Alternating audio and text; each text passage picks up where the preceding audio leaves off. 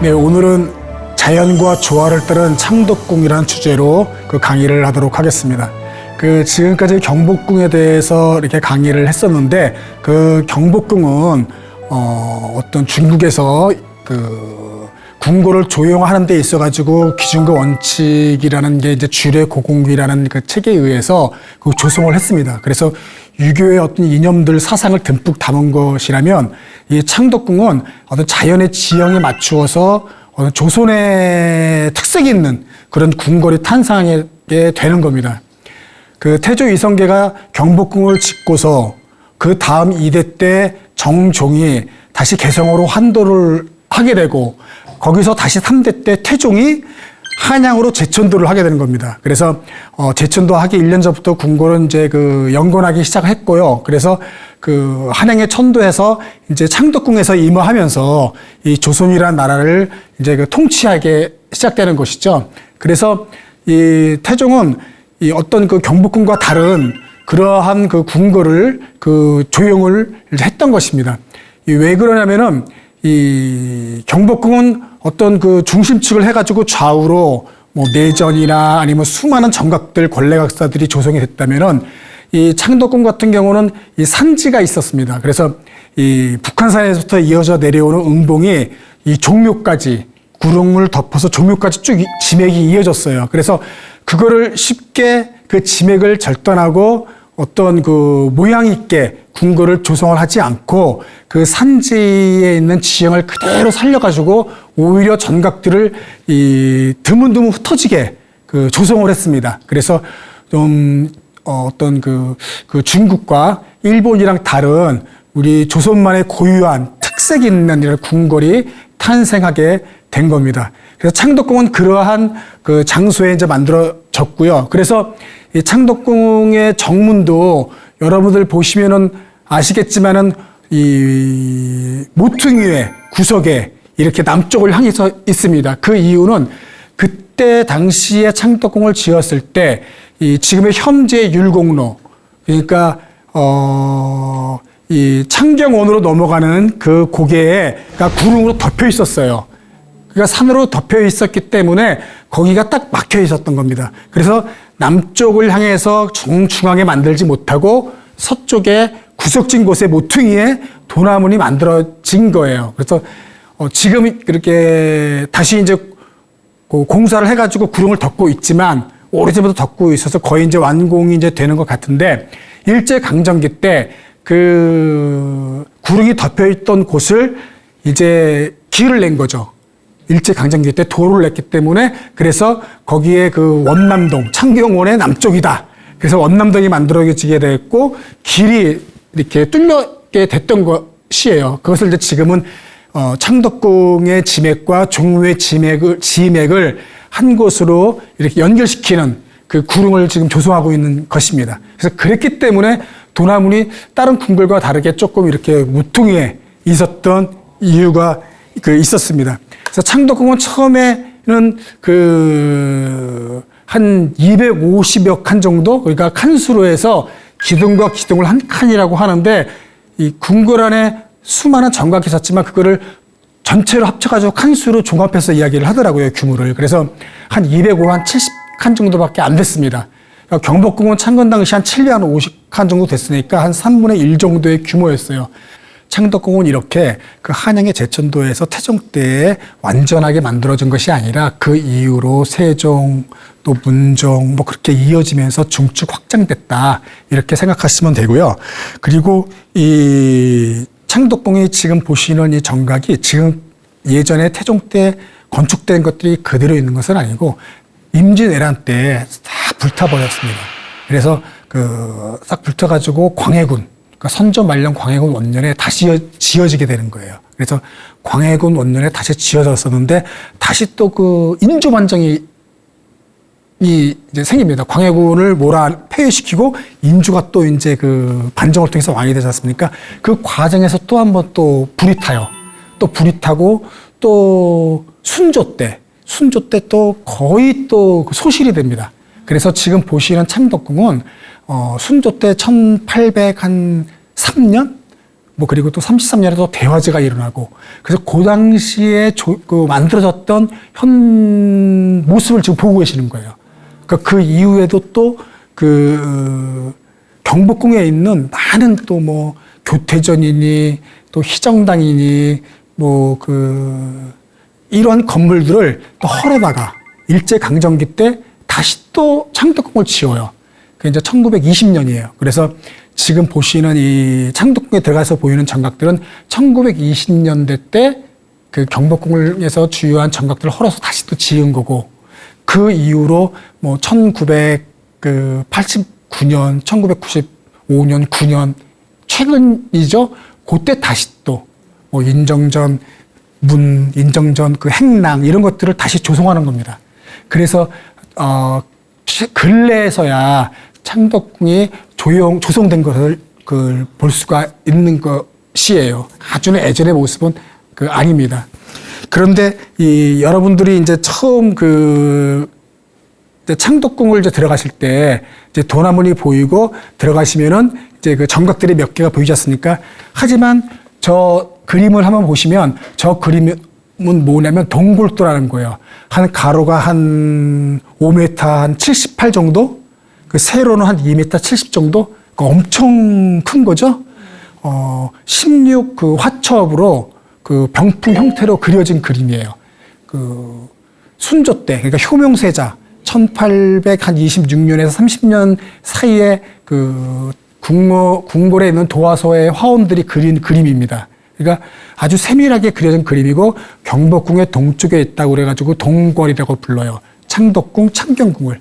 그때 그려진 그 그림인데 왼편에 있는 것이 창덕궁이고요. 오른쪽에 있는 것이 창경궁이에요.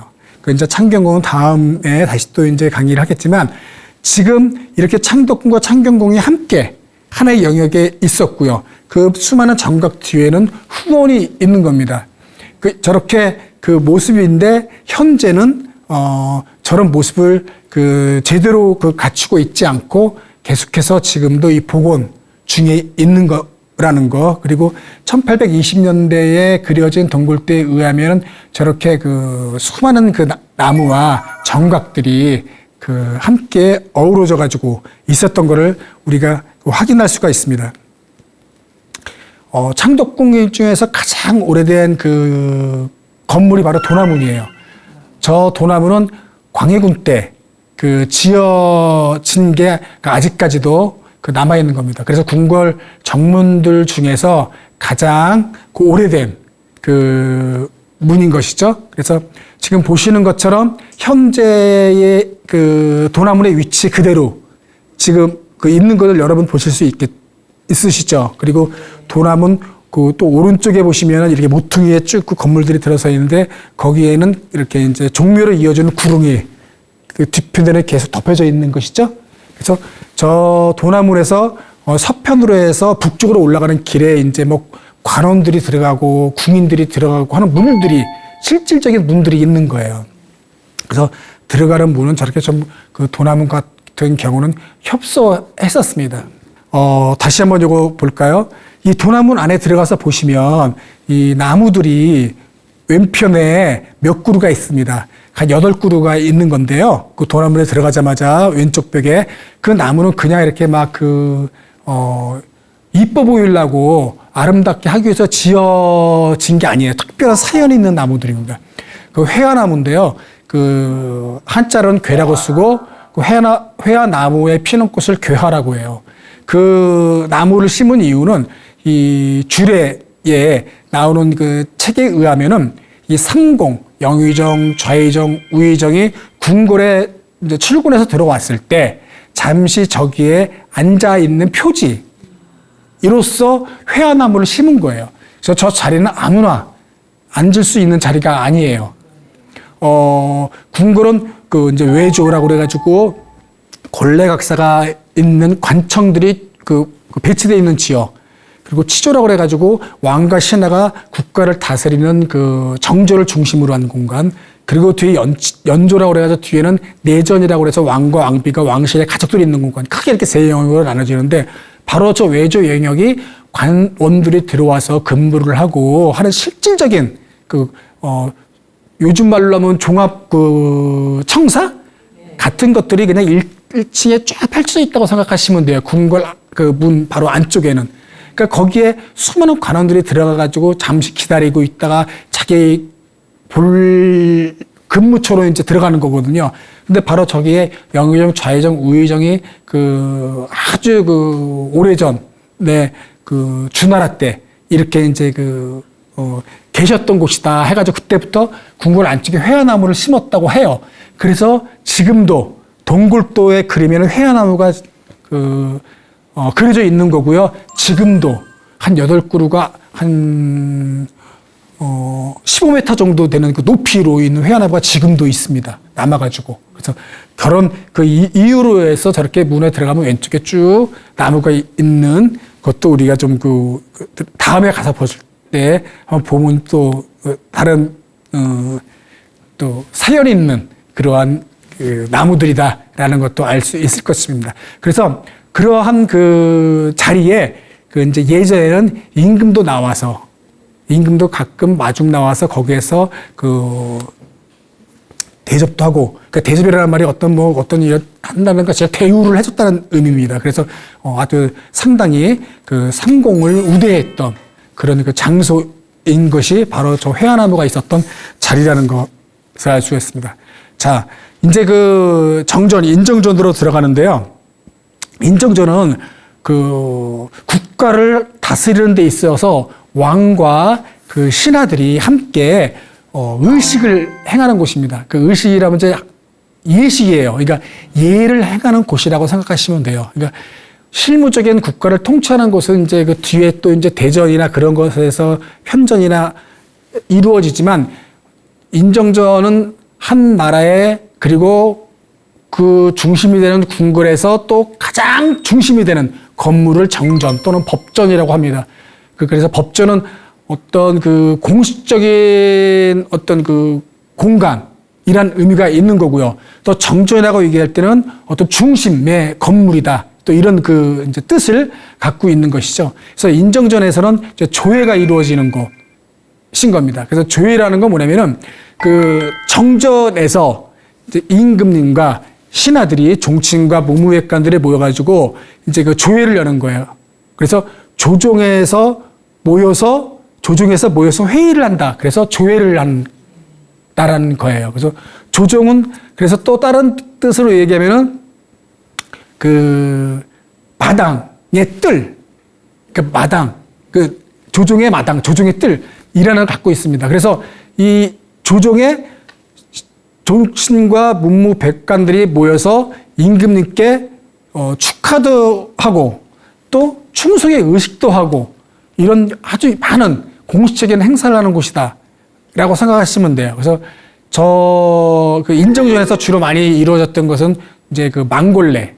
그러니까 그 당시에는 어쨌든 그 우리가 제후국으로서의 이제 그 중국에게 인정받는 그런 이제 그런 그 4대 예가 있었어요. 그래서 어떤 때가 되면 그 황제를 축하해야 되는 때가 되면은 궁궐에서 그 중국 쪽의 땅을 바라보고서 이제 그 망궐례라고 해서 이제 절을 하는 그런 이제 예도 갖추었고요.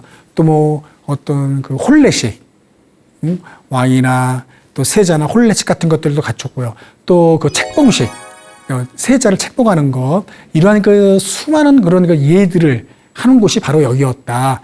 그리고 이제 이러한 것들을 이외에도 조하라고 그래가지고 그 임금님께 어떤 축하를 드리는 각 그 관서들이 축하를 드리는 뭐 이러한 것들이었습니다. 그래서 왕비의 탄생일, 왕의 탄생일, 그것도 경사스러운 일 이런 것을 또 이제 조화로서 했었고요.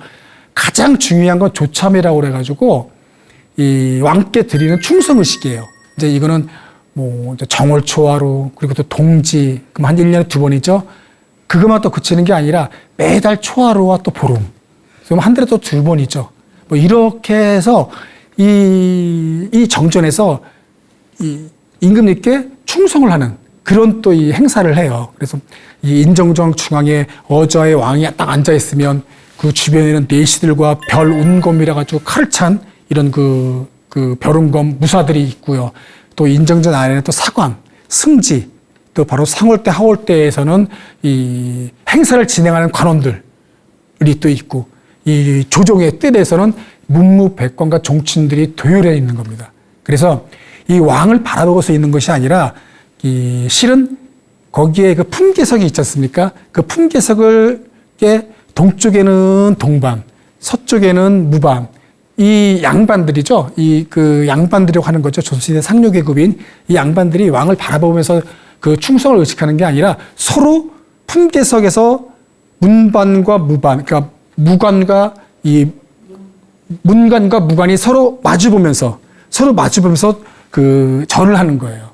이걸 갖다가 이제 우리가 그 곡배라고 하는데 그래서 이제 이거를 서로 이제 마주보면서 이렇게 이제 그 예를 갖추는 거예요.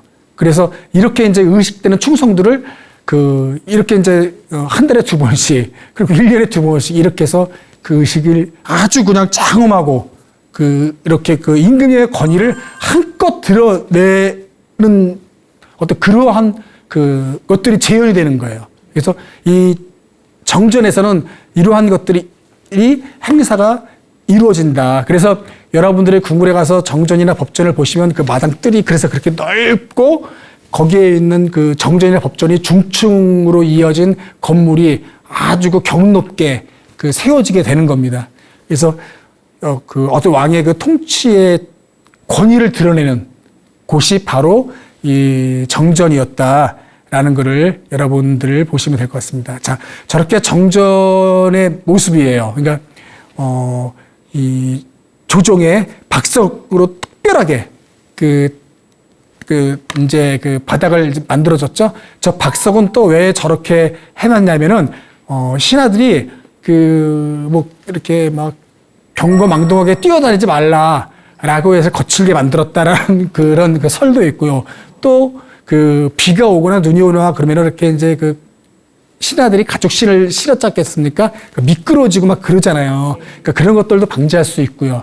또 햇빛이 여름 같을 때는 아주 강렬하게 내리비치니까 어떤 난반사해서 덜 뜨겁게 해서 박석을 거칠게 정으로 쪼개가지고 다듬었지 않습니까?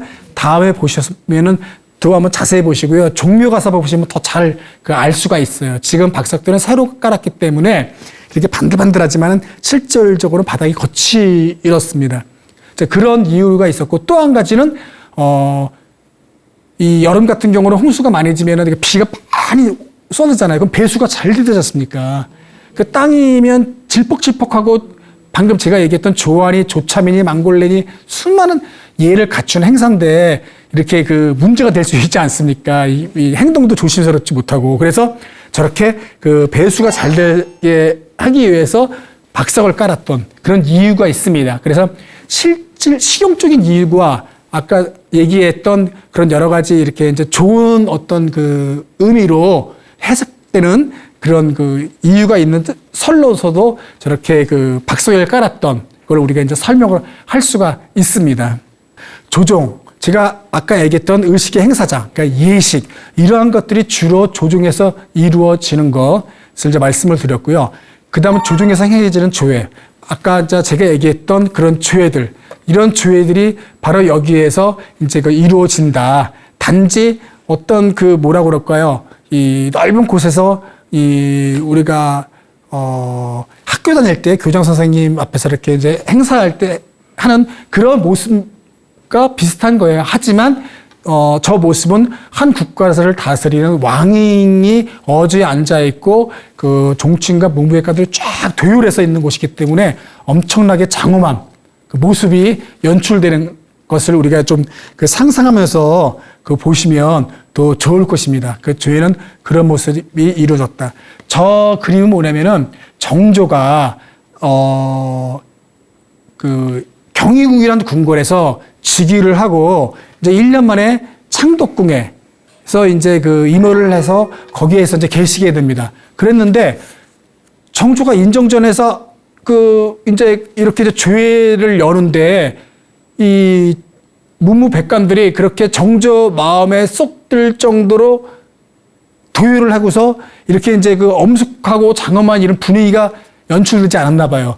이렇게 기록에 보면 질서가 없이 그 위계 질서 없이 문란하게 도요에 있었다고 해요. 그러니까 정조가 그 모습을 보고서 너무 이제 화가 났는지 열이 받았는지 이 조종에 품계색을 세워서 앞으로는 여기에 품계에 맞게 너희들 도요해라 라고 해서 그때부터 품계색이 세워진 거예요. 그러니까 우리 드라마나 사극을 봤을 때 품계색이 쫙 서 있으면서 태조도 나오고 세종도 나오고 하면은 그거는 사실은 그때 당시는 없었다. 그러니까 지금은 궁궐에 품계색이 세워져 있으니까 그렇게 이제 연출이 된 것이지만 실제적으로는 실록에 의하면 정조 때 1년부터 그럼 1777년인가요? 그때 만들어진 품계석입니다. 그래서 방금 말했던 그런 연유로 인해서 정조 때 위계질서 없이 문란하게 서 있던 모습을 보고 그때부터 이제 품계석이 세워지게 된 거고요. 그리고 나서 또 이제 그 1년 뒤에 저렇게 정화조회 지도라고 그래가지고 이 정전에서 이 조회를 할 때 어떻게 문무백관들과 종친들이 도요에 서 있느냐라는 의례를 저렇게 만든 거예요. 정조 때, 정조가. 그래서 정중앙에 그 이제 어자의 임금님이 앉아 계시고 그 주변에 이렇게 뭐 승지나 뭐 이렇게 사관이나 그리고 주변 내시와 벼른검들 그리고 이 품계석에는 저렇게 그 문무백관들이 품계에 맞게 도요라 있는 저런 모습들이 이제 의례로 만들어놔서 이제는 이렇게 조회를 한다라고까지 그림까지 만들어서 이제 했던 그게 지금 현재까지도 저렇게 남아 있습니다. 이제 저거는 이제 진화도라고 그래가지고 인정전의 진화도예요. 진화는 그 임금께 어떤 축하드리기 위해서 어떤 행사가 있거나 좋은 일이 했었을 때 간서나 아니면 뭐 세자나 아니면 어떤 임금을 축하하는 자리를 이제 진화라고 보통 얘기를 해요. 뭐 그 지방에 있는 높은 고위 관직들이 또 그 올라와서 이렇게 이제 축하하는 글도 올리면서 저렇게 이제 갖추는데 저런 건 축하하는 자리 때도 저렇게 장엄하고 이렇게 그 임금을 한껏 그 권위를 세워주면서 해주는 그런 모습들이 이제 조중에서 연출이 되는 것이죠. 그래서 인정전 인정문 밖에까지도 저렇게 도열해 있는 군인들의 모습을 볼 수가 있습니다. 이렇게 그 조종에서는 조회나 이러한 이 모습들이 연출되는 것이고요. 또 저기에서 또 특별하게 또 이루어지는 것은 전시예요. 전시는 뭐냐면은 과거 시험을 우리가 이제 뭐 치러서 결국은 33명을 뽑지 않습니까? 그 33명을 뽑아서 그 마지막 시험을 보는 곳이 바로 인정전이에요. 저 조종에서도 시험을 치러요. 그걸 전시라고 그래요. 그건 뭐냐면 최종 합격자 33명을 저기에서 모아서 마지막 등수를 매기는 시험이에요. 그러니까 모두가 과거에 급제했지만 너희 33명 중에서 이제 등수를 1등부터 33등 매기는 갑과 을과 병과 해가지고 이렇게 매기는 그래서 장급제를 뽑는 장원을 뽑는 자리가 바로 전시이고 그 자리는 임금님 앞에서 보는 거예요. 그래서 그것도 이제 조정에서 바로 조회에 모임을 갖추고 저렇게 이제 시험을 보는 건데 또 재밌는 건 저 시험을 치르면은 예조가 주관해서 하게 되어 있어요. 그러니까 인사를 관리하는 이조가 아니라 선비를 왕이 예로 맞이한다라고 생각을 했어요. 그래서 임금님께서 새로운 관원들을 관리를 맞이하는 거야.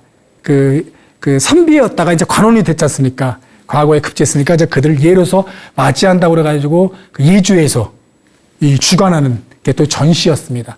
그러니까 그러한 것들도 바로 저렇게 조회에서 통해서 조정에서 모임을 갖고서 하는 것이다 거. 그러니까 우리가 그 궁궐에 가서 그 정전에 들어가셔서 인정문 안에 들어가셔서 인정전 앞에 있었을 때 그 뜰은 바로 이러한 그 행사들이 그 계속해서 이루어지는 곳인 것이에요. 그러니까 우리 그 영화나 드라마 보면 특히 사극 같은 거 보면 재미를 위해서 시청률을 위해서 어쩔 수 없이 그렇게 왕비와 후궁과 그 수많은 음모와 그러한 그런 것들이 흥미를 위해서 이제 그게 그 장면이지만 실질적으로는 왕은 이렇게 행사가 끊임없이 아까도 제가 조화라고 해서 이런 그 임금을 축하하기 위한 그런 의식들이 있었고 또 그 조참회라고 그래가지고 뭐 이렇게 매달 초하루 보름 정초 동지 이러한 것들이 특별한 어떤 뭐 책봉례나 망골례니 수많은 예를 갖추는 그 예식들이 있었다는 거. 그래서 어떤 그 유교의 사상 이념이 법은 최소한으로 집행을 하고 예로 다스린다. 그래서 예로 그 통치를 하면 백성들이 저절로 잘 다스려진다라고 생각을 했어요. 그래서 실질적으로 국가 운영은 법으로 했지만 예치로서 국가 운영을 해야 된다라는 어떤 기본적인 어떤 그 사상 이러한 것들이 갖고 있었기 때문에 바로 그러한 장소가 저렇게 그 조정해서 그 이루어졌던 그 것이 바로 이 인정전에서 이루어졌던 겁니다. 자, 편전. 지금까지는 우리가 이제 정전을 말했다면 편전이란 건 뭐냐면은 왕께서 신하들과 함께 국사를 논의하는 곳이에요. 그 경연도 하고요. 또 학문을 위해서 그 강독도 하고요. 그러니까 그러한 것들이 바로 성정전이라는 곳입니다. 그러니까 정전이나 편전이나 이런 것들은 공식적으로 용도가 정해진 거예요. 공식적으로 용도가 정해져서 정전, 편전, 뭐 법전 이런 말을 이제 쓰는 겁니다. 방금 신하들과 국사를 논의하고 또 그 왕께서 그 공부도 하고 이런 그 뭐 이렇게 이제 이러한 곳이라고 얘기했잖아요. 하지만 실질적으로는 사실은 또 이제 그 내전에 안에서 또 편한 대전이나 그런 자리에서 또 많이 이루어졌습니다. 그래서 선정전은 이제 그러한 공간으로 이제 많이 이제 그 쓰였습니다. 이 선정전에서 또 중요한 건 뭐냐면 상참과 윤대예요. 이제 실질적으로 국정을 논의할 때는 이 상참과 윤대를 통해서 많이 이제 이루어지는 거예요. 이 편전에서는 어떤 것이냐면 매일 각 관서의 당상관급 정도의 높은 고위의 관원들과 함께 매일 그 모여서 임금과 함께 실무적인 그런 것을 국정을 갖다가 이제 논의하는 거예요. 뭐 지방에서 뭐 제주도에서 어떻고 전라도고 경상도 이런 일이 있었고 이러한 것들 가서 논의하고 국가를 다스리는 기본적인 어떤 회의가 이루어지는 것이 편전이고 그것을 상참이라고 합니다. 이제 그런 것들이 이루어지는 것이고요. 윤디라는 건 뭐냐면은 왕께서 그런 고위 관료들만 또 이제 그 만나서 그 이야기를 하는 것이 아니라 이 중하급 관원들, 그러니까 이 매달 이렇게 순서를 정해서 이제 그 뭐 한 달에는 3번 정도, 그런데 숙종 때에서 이제 한 달에 또 6번까지로 바뀌어요. 그러니까 그 정도 이제 신하들을 이제 왕이 실무자들을 만나는 그 자리입니다. 그래서 왕을 직접 뵙는 그런 자리가 되기도 하고요. 또는 정말 그 높은 고위 관원들이 하지 못했던 그 구체적으로 몰랐던 것도 왕께서 직접 또 실무자들의 이야기들을 또 들어보는 그런 그 자리인 거예요. 윤대라고 그래가지고 이러한 또 자리를 또 편전해서 갖춥니다. 그러니까 이렇게 체계적으로 조직적으로 잘 갖추어져 있었어요. 그래서 저렇게 이제 윤대를 통해서 또 이제 그 편전에서 하는 모임이 바로 이제 국가를 다스리는 이런 어떤 회의 체계가 이제 갖추게 된 거고요. 대전은 이제 희정당입니다. 이거는 이제 왕께서 저기에서 이제 또 높은 어떤 고위직 관원들을 불러가지고 국정을 논의도 하시고요. 또 자기가 쉬는 공간, 편안하게 쉬는 공간이 되기도 하고 침전의 기능도 하는 겁니다. 그래서 이제 이 부분부터는 이제 내전의 영역이에요. 그 전까지는 외전이었다면 이제는 내전, 왕실의 가족들이 그 머무는 곳인 것이죠. 그리고 희정당은 바로 거기는 왕께서 이제 직접 그 국사를 또 논의하시고 이런 왕께서 편히 휴식도 하는 공간. 그래서 실은 아까 편전에서도 이루어졌지만 희정당에서도 이 경연도 하고 또 국사도 논의하고 또 실질적으로 그렇게 했던 곳이다라는 거. 그러니까 궁궐을 건립했을 때 이런 용도에 맞게 다 공식적으로 이제 지어지게 되는 것이고 그렇게 용도에 맞게 쓰는 것이지만 내전에서도 이러한 것들이 또 이제 같이 함께 했다라는 걸 이제 말씀을 드리는 겁니다. 자, 중궁전. 대조전은 중궁전이에요. 그러니까 왕비가 머무른 곳이다. 이 뜻에서부터 벌써 또 왕세자를 생산해야 되는 그런 의미가 담겨져 있는 뜻이죠. 그 큰 것을 만드는 그런 뜻을 갖고 있는 그 대조전이고요. 여기는 왕비가 또 내명부, 외명부를 다스리는 곳이기도 합니다. 그러니까 단지 그냥 그 왕비가 이렇게 그 대조전에 있으시면서 왕세자를 낳는 그러한 것만이 아니라 그 궁궐의 수많은 궁녀들, 그리고 후궁들, 그리고 이 관원들의 부인들을 다스리고 그들을 응대하는 그런 그 직책을 갖고 있는 곳이 바로 또 중궁전인 것이죠. 그래서 저 대조전은 실은 정 가운데에 대청이 있고요, 마루가 있고 이 왼편과 오른편에는 침방들이 있습니다. 그래서 정 가운데에서 왕과 왕비가 주무시는 것이고요. 그 가운데 주변에는 우물정자라고 생각하시면 돼요. 노상궁들이 다 들어가 있어요. 한 8분이 각방마다 한 명씩 들어가시고 왕과 왕비가 합방을 할 때 거기에 이제 노상궁도 들어가서 새벽까지 잠자리를 지키는 거예요. 그러니까 이 희정당에서도 왕께서 침전으로 계셨지만 대조전은 아까 제가 말했던 어떤 그 왕세자를 탄생하는 그런 것을 갖다 기다리는 또 집이기도 하기 때문에 왕께서 대조전에 가시면 왕비와 합방을 하기 때문에 거기에 또 따로따로도 주무시지만 합방을 하기 위해서 이렇게 각 그 서운돌과 동온돌에 따로따로 각 방에 또 갖춰져 있는 게 바로 중궁전이고 그 대조전입니다. 이 대조전에 조금 더 특별한 그 방이 있는데 이 대조전 옆에 흥복혼이라는 방이 있어요. 오른쪽에.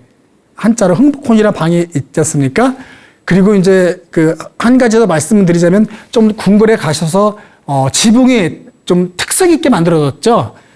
저렇게 용마루라고 하는데 그 용마루 교란각이 없습니다. 그 이유는 저 대조전은 곤전이라고 해가지고 어떤 그 대지를 뜻하는 이 집 자체가 대지를 뜻하는 곤전이다. 그래서 하늘 높이 솟아있는 용마루를 만들지 않았다는 그런 설도 있고요. 또 하나는 왕과 왕비가 함께 계시는 침전이다 보니까 어떤 그 관원들이 봤을 때 구별하기 쉽게 용마를 안 했다라는 또 설도 있어요. 그리고 그 당시에 이 조선에서는 용마루가 없는 것이 좀 그런 중궁전을 세울 때, 건립할 때 건축 양식으로 저렇게 지었던 것도 같습니다.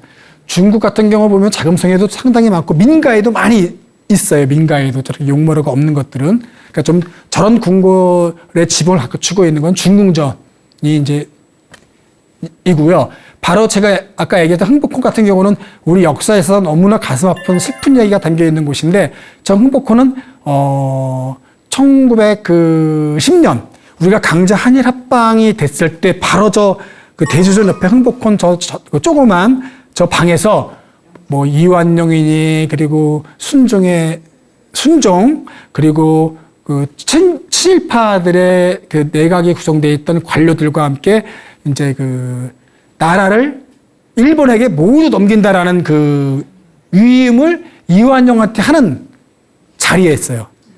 그래서 이완용이 저기서 바로 전권을 받고 이 남산에 있는 통감부로 가가지고 그 이제 거기서 도장을 찍어가지고 나라가 이제 넘어간 거예요.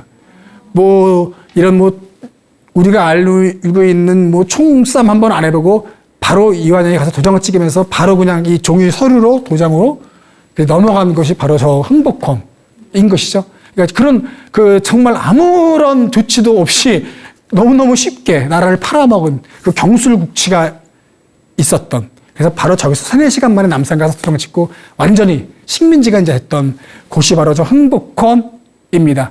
뭐 이제 그런 그 자리가 바로 또 저 대주전에 있는 흥복헌이었다라는 것이고요. 그래서 원래 흥복헌이라는 말은 흥을 불러 일으키는 자리였는데 망해버린, 정말 망해버린 그런 집이 바로 흥복헌이 됐습니다. 이 경운궁은 이 대주전 바로 뒤에 있는 그 집인데 원래는 2층 집이었는데 이 불타버리고 현재는 1층으로 만들어졌습니다. 저기를 내가 이거를 가져온 건 경운궁 서 모퉁이에 이렇게 이제 화장실 문이 조그맣게 있습니다. 그러니까 궁궐에 저게 남아있기 때문에 이제 저 사진을 가져온 건데, 왼쪽에 있는 것이 매우 틀이라고 그래가지고 저기에 이제 앉아서 용변을 보는 거예요. 그리고 오른쪽에 있는 거는 청동으로 된 그 용기인데 저거를 저 매우 틀에 집어 넣어가지고 용변을 받치는 거예요. 그래서 저 그릇에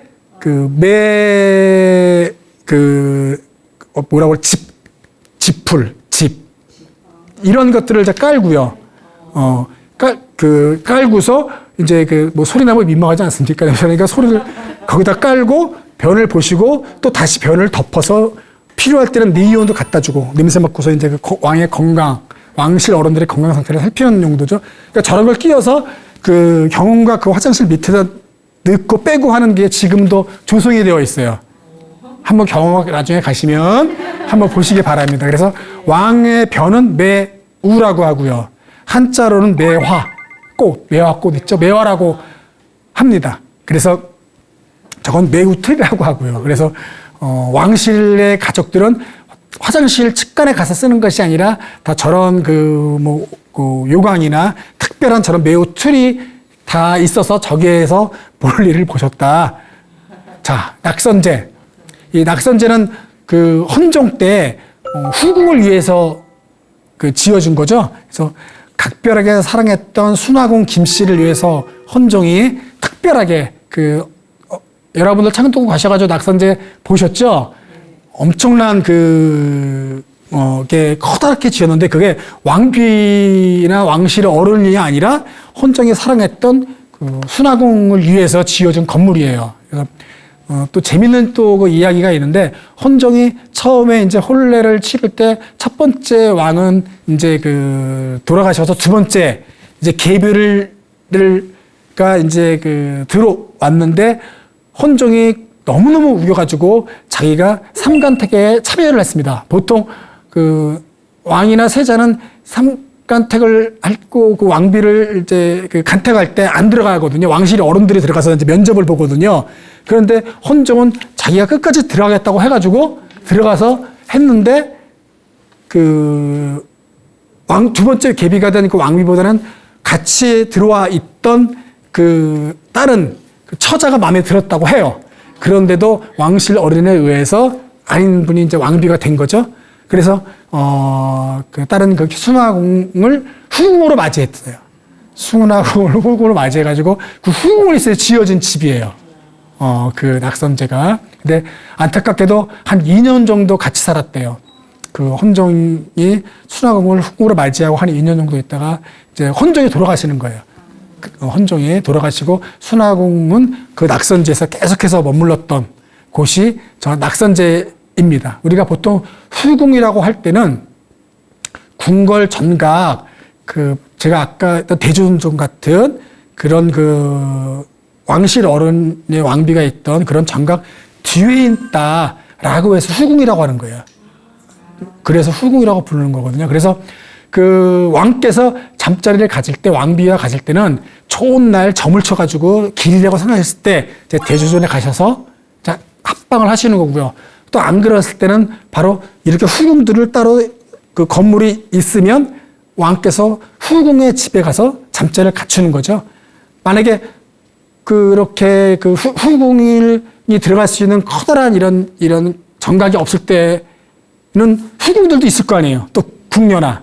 그런 사람들은 아마 그런 궁인방에 들어가지 않고 대주존에 누로 부르지 않았을까라고 생각이 됩니다. 그래서 대주존이라는 게 침전인 거고, 그 아까 얘기했 그 왕비의 방, 또 희정당 같은 경우가 대전이죠. 대전의 희정당에 아마 부르지 않았을까. 아까 말했던 그 대주존은 그 왕비의 그 침전이었으니까, 그렇게 이제 좀 그 왕께서 그 다니시면서 그 잠자리를 했던 것 같습니다. 자, 이제 낙선제는 이제 그런 있고요. 또 이 낙선제는 그 일제강점기 때 지나서 그 순종의 비, 순종이 1926년인가 이렇게 이제 돌아가셨습니다. 그리고 이제 순종의 비는 1966년인가 그때쯤 돌아가셨어요. 그러니까 그때에 낙선제에서 돌아가신 거예요. 그리고 그 이후로 여러분들 아는 영왕의 비, 이방자 여사라고 하죠. 그 일본인 이방자 여사 같은 경우는 1989년인가 낙선제에서 돌아가셨어요. 그리고 고종의 또 따님이었던 덕혜옹주도 1989년 같은 해에 돌아가셨어요. 그러니까 89년대까지도 낙선제가 이렇게 사용이 됐고, 그 이후로도 그 왕실의 후손이었던 이구 같은 분들도 여기서 3년상을 치렀어요. 그러니까 마지막으로. 그 90년대까지도 낙선제가 그 이용됐었던 곳이기도 합니다. 그래서 낙선제가 그랬던 곳이고요. 그 다음 왕실의 정원 후원에 대해서 말씀을 드릴게요.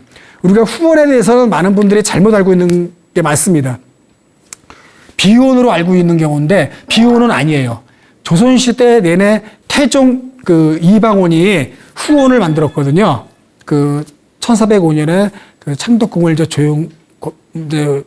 만들고 나서 1406년서부터 이제 후원을 조성한 거예요. 그때서부터 저기의 이름은 조선 초기에는 상림원이라고 불렀어요. 그게 무슨 말이냐면 제왕의 숲을 상림이라고 불렀습니다. 제왕의 숲, 상림. 그래서 상림이라고 불렀고, 또 정각의 뒤에 있다라고 해가지고 그 후원. 그러니까 정각의 뒤에 있다고 그래가지고 후원. 그리고 북쪽에 있다고 그래가지고 북원. 또 왕실의 가족 이외에는 함부로 드나들 수 없다고 그래가지고 금원. 그러니까 이 실록이나 기록에 보면은 보통 쓰여있던 말이 후원, 금원, 북원 이런 말이에요. 그러니까 비원이라는 말은 없어요. 근데 왜 우리가 그 비원이란 말을 이렇게 쓰게 됐냐면은 1903년에 이 3년인가 7년인가 정확히는 모르는데 1903년인가 7년인가 그때쯤에서 후원을 관리하는 관청을 만듭니다. 그 관청 이름이 비원이에요. 그때 그 비원이 빗자가 숨길 빗자에다가 이 청자가 집원이에요. 집원. 저렇게 원자가 그 정원, 화원 그런 원자가 아니라 집을 이야기하는 원자예요. 그 비원. 그 관청이 세워졌습니다. 그러니까 사람들이 그것을 보고서 전부 다 비원에 간다 그러면 다 그 관청에 가는 건데, 이거를 이제 또 후원에 가는 저기를 또 같이 쓰기도 한 거예요. 그래서 저 후원을 갖다 비원이란 말로 이제 그 용도가 쓰여지게 된 겁니다. 하지만, 조선에서는 계속해서 후원, 상림, 북원, 금원이란 말로 쓰였던 곳이 후원이다. 그러니까 우리가 잘못 알고 왕만 드나드는 비밀스러운 어떤 그런 그 공간으로 자꾸만 잘못 알고 있는데 그런 이름이 아니다. 우리가 잘못 알고 있는 것이다. 라고 여러분께서 아시면 되고요. 저 후원에서는 주로 그 왕실의 가족들이 휴식 공간으로도 쓰였고요. 또 그 과거 시험도 저기서도 치렀고요. 또 군인들이 어떤 훈련의 장소, 그러니까 왕께서 열병하는 이러한 그 곳이기도 했었습니다. 또 왕이 한 해의 농사가 어떻게 잘 지어졌는지를 보는 공간이기도 해요. 그래서 후원에 가보면은 이렇게 왕께서 농사를 체험하는 곳이 따로 되어 있어요. 그래서 거기에 처음 모내기부터 시작해가지고 추수할 때까지 왕께서 직접 체험도 해보시고 또 수확이 잘 되는지 보시고 보면서 농사가 올해 잘 되겠구나라는 것들도 판가름하는 장소이기도 해요. 또 친잡례를 또 했습니다. 친잡례는 뭐냐면 왕비가 누에를 치는 것을 또 직접 해보는 곳이에요.